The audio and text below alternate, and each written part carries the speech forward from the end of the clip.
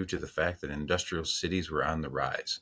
After 1800, the majority of the population in Europe had began to move into cities. This was basically caused by what was known as the factory system, where the manufacturing of goods was becoming concentrated in a central locale. This is also called urbanization, where there is city building and then people are migrating or moving into said cities.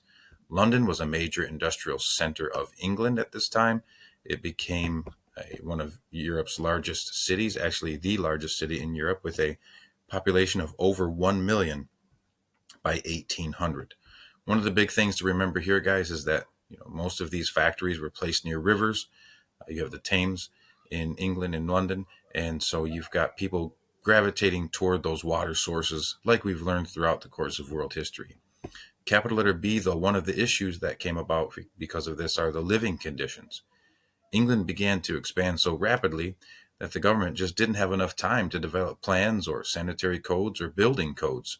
Cities in England lacked things like adequate housing, education, and police forces to keep order. Working families did not make very much, and they lived in shacks or shelters with whole families crowding into one bedroom. These dwellings were known as tenements, and some dwellings like this still exist, and they are still called tenements. One of the big picture consequences of this type of an arrangement is the disease and the spread of said disease, which led to a shortened lifespan during these times.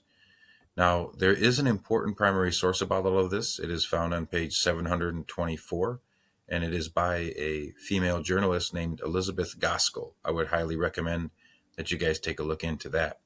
Capital letter C says working conditions. Working conditions were drastic. They were very difficult. Most workers in these type of factory towns worked 14-hour days and 6 days a week.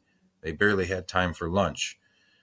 Machines were spinning around, so you might get injured. You may be working with spinning machines, making clothing, and get your own shirt or your hair caught in them, and it would mangle your arm or your face.